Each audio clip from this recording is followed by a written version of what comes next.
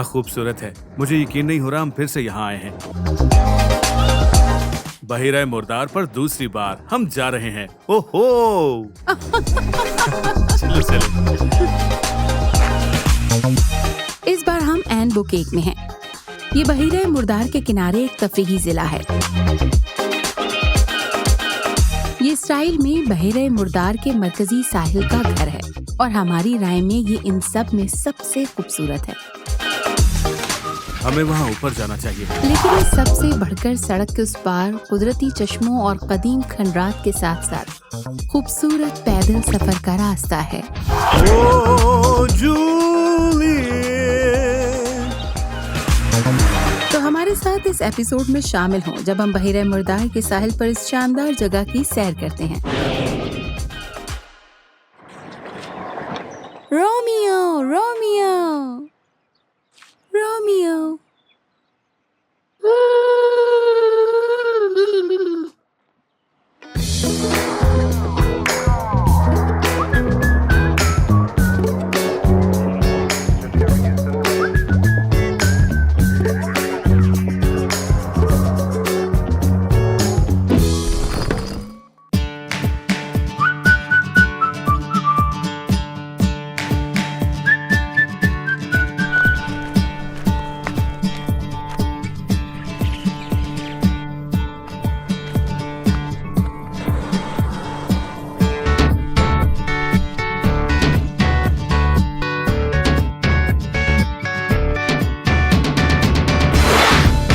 बुकेक एक मशहूर और मारूफ तफरीही जिला है। ये दुनिया की सबसे निचली सैरगाह है जहाँ तकरीबन 17 खूबसूरत होटल्स हैं। मुफ्त अवामी साहिल पर अच्छे वक्त से लुत्फानंदोज होने, कोल्ड ड्रिंक पीने और बहरे मुर्दार में नहाने के लिए सयाह हर जगह से आते हैं। वाह, ये तो वाकई लाजवाब था। लग रहा है जैसे मेरी जिल्द पर तेल है। लाजवाब। Hello hello. ये एक पत्थर है जो चारों तरफ से नमक से बिल्कुल भरा हुआ है। आपको यहाँ आना चाहिए। ये बिल्कुल नाकाबिले यकीन है। अगर आप यहाँ नहीं आ सकते तो आप ये करें कि आप ढेर सारा नमक लें, उसे अपने बाथ टब में डालकर घर में इसे ट्राई करें।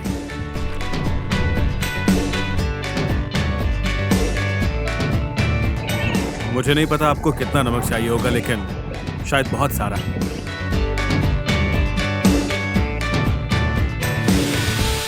हमारे नाजरीन खास तौर पर जो फ्लोरिडा के सुपीरियर वर्ल्ड से हैं शायद पूछ रहे होंगे, लेकिन सर्जियो और रोडा हमारे पास सफेद साहिल, सफेद रेत और फिरोजी पानी भी है। तो वो कहेंगे हमारे पास भी ये सब है, और ये सच है। ये सब कुछ वहाँ है और खूबसूरत है। लेकिन जब भी आप फ्लोरिडा में स्विमिंग करते हैं आप कुछ चीजों के बारे में सोचते हैं। वहाँ शार्क्स होती हैं, स्टिंगरेज होती हैं, यहाँ पर कुछ चीजें तैर रही होती हैं, लेकिन यहाँ पर ये सब कुछ मरा हुआ है। तो आपको इस सब की परवाह नहीं है। ऐसा ही है।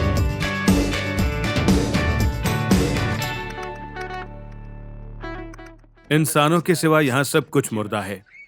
हाँ।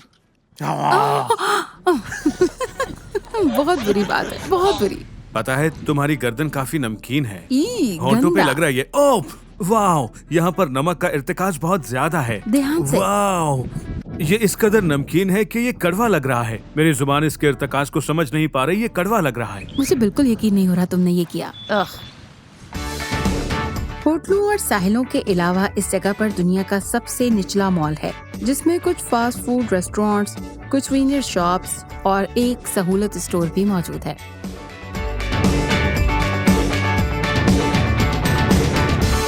और अगरचे ये जिला बहुत जदीद लगता है, ये 4वीं सदी के रोमन बाज़ंतीनी खंडरात पर कायम है।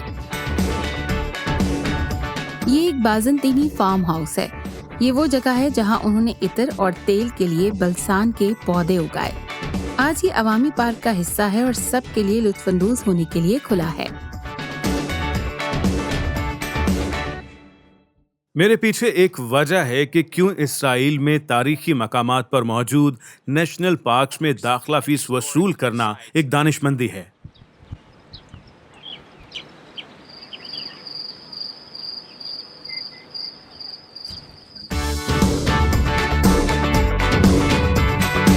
खंडरात जिले के बाहर मरकजी सड़क के पार फैले हुए हैं, जहां आप पैदल सफर कर सकते हैं, जो रोमन नहरों और पानी के जखीरा करने वाले चैम्बर से शुरू होता है। इस जगह पर पैदल सफर करने के चंद रास्ते हैं। पहला रास्ता चश्मों के साथ साथ और फिर पहाड़ों के दरमियान दरख्तों के तले ये एक आसान सफर है। तो इसका मतलब ये है कि हम इस वक्त जहाँ खड़े हैं वहीं पर बहता हुआ पानी अपने मौसम में हाँ। या बारिश के बाद गुजरता है। हम्म तो इसका मतलब है कि अगर पहाड़ पर कहीं बारिश हो जाए और हमें उसके बारे में पता ना हो तो अभी किसी भी वक्त बहता हुआ पानी यहाँ नीचे दौड़ा हुआ आ सकता है और हमें बहिराए मुर्दार में ले जा सकता है। मेरा मानना है ऐसा तो कतई नहीं होगा। वैसे मुझे कतई नहीं कहना चाहिए था। यहाँ हमारे पास दूसरा रास्ता है जो आपको चिलचिलाती धूप के नीचे गिरती हुई चट्टानों के साथ तिरछी खड़ी पहाड़ी पर ले जाता है।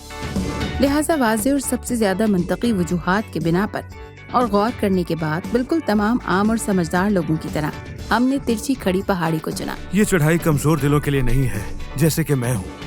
बहुत मुश्किल है। ओह।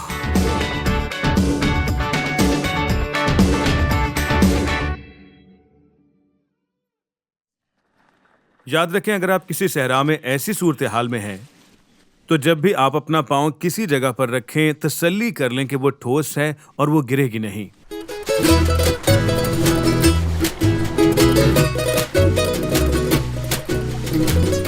तो सबसे पहले फर्ज कर लें कि मैं यहाँ पर इसे पकड़ूंगा। अब ये जगह मजबूत नहीं लग रही, तो मजबूत जगह ढूंढना जरूरी है इससे पहले कि आप अपना पाँव उस पर रखें। तो पहले मैं अपना पाँव इस पर रख के टेस्ट करूंगा कि ये मजबूत है। हाँ, अब मैं वहां जा सकता हूं। अब ये जगह देखें, बहुत मुश्किल चढ़ाई थी और अब क्या करने का वक्त है? थोड़ा ठंडा होने का। ओह, क्या ये जगह ठोस है और यहां से पाँव नहीं फिसलेगा? हाँ, और मैं पहले ही अगले कदम के बारे में सोच रहा हूं। गालिबन मैं अपना पाँव यहां रखूंगा। यहाँ नोकीले पत्थर हैं जिन पर मेरे पाँव जम जाएंगे। यहां से ऐसी बदबू आ रही है जैसे यूरिन हो, ऐसा लग रहा है। जी आगे चलें। ये इतना मुश्किल नहीं है, लेकिन तसल्ली कर लें कि अपना पूरा वजन डालने से पहले जमीन को जांच लें, क्योंकि कुछ भी गिर सकता है। मैं यहाँ ऊपर क्यों आया हूँ और अब नीचे कैसे जाऊंगा? बस यही हौसला है कि मुझे अपनी बीवी के पास जाना है। देखो मुझे क्या मिला। ऐसे पत्थरों पर कभी ना बैठें, ये बहुत बड़े दिखते हैं, लेकिन एक वक्त ऐसा आया जब मैं ऐसे पत्थर से गिर गया था और मेरा पाँव टूट गया था। ऐसे पत्थर कभी भी जलजले और जमीन की हरकत की वजह से गैर मुस्तहकम हो जाते हैं। रुको, तुम्हारा कहने का मतलब है कि मेरा दिल पत्थर का है? मुझे नहीं लगता कि मैंने बिल्कुल ऐसा ही सोचा था। ऐसी किसी चीज के साथ टेक ना लगाएं जो गैर मुस्तहकम हो। अगर हो भी तो फिर भी इसे जांचें। ये मत समझ लें कि ये इतना ठोस है कि आपका सारा वजन संभाल लेगा। हमेशा थोड़ा सा वजन डालकर इसे जांच लें, ताकि अगर ये गिर जाए या हिल भी जाए तो आप महफूज रहें। और यहाँ यहूदिया के सहराई पहाड़ों पर चढ़ने से मुताल्लिक ये टीचिंग वीडियो खत्म होती है।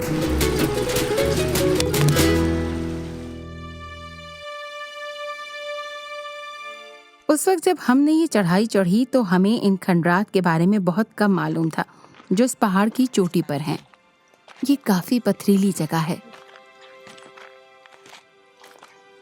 वाह, ये जगह वैसी ही लगती है जैसी हमने सहरा में देखी थी। मिलती जुलती जगह है बिल्कुल।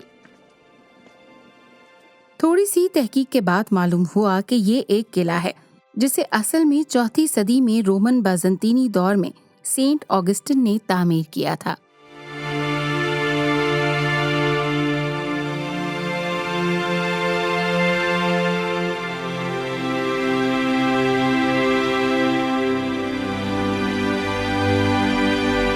इस किले का मकसद साहिली इलाकों, यहूदा के रास्तों, रोमी परफ्यूम और उन अद्वियात की फैक्ट्री की हिफाजत करना था जो यहाँ पर चलाई जाती थी।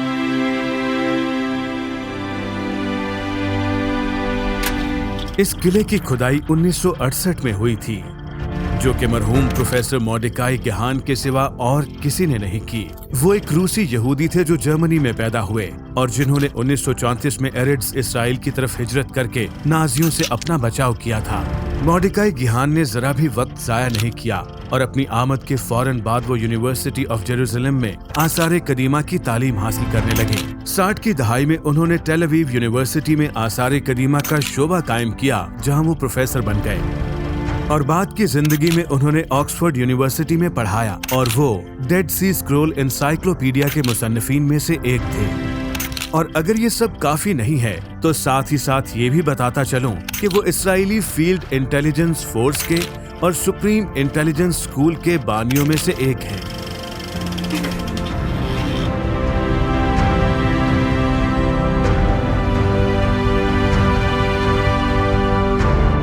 अरे वाह, जरा इसे देखो।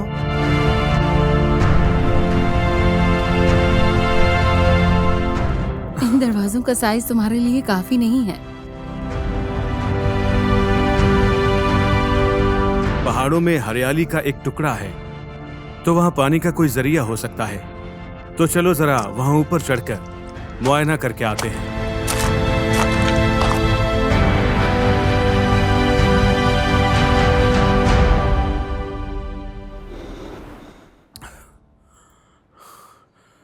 चलो खजूर के दरख्त की तरफ चलते हैं, शायद हमें थोड़ा पानी मिल जाए तो उसमें गोता लगाना जरा अच्छा होगा। मुझे वहां पर रेत दिखाई दे रही है।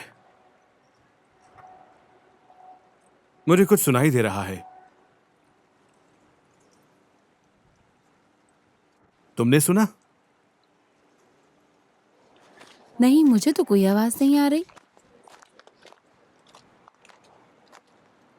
हाँ, उस तरफ। एहतियात से। नहीं नहीं, वहां पर जमीन खोखली है बिल्कुल। ध्यान से। अरे हाँ, ये खतरनाक है।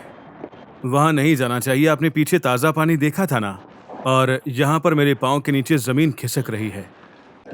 अब देखिए ये कितना खोखला है। तो ये बहुत खतरनाक हो सकता है, बहुत ज्यादा। हमें वहां जाना चाहिए जहां पर चट्टानें हैं। ये भी हो सकता है कि यहाँ जमीन के नीचे से पानी का गुजर हो और बहुत ज्यादा गहरा ना हो, और उसी की वजह से इस सहराई जगह के दरमियान यहाँ खजूर का दरख्त है और सब्ज झाड़ियां हैं। तो इसका मतलब है कि यहाँ जमीन के नीचे पानी बहता है जो बहुत ज्यादा गहराई में नहीं है। ये एक सुरंग की तरह है और फिर इसकी ऊपर की तह खुश्क होकर मिट्टी की तरह से दिखाई देने लगी। लेकिन अगर आप इस पर पांव रख दें तो आप गिर सकते हैं। ये बहुत खतरनाक है, उस तरफ नहीं जाना।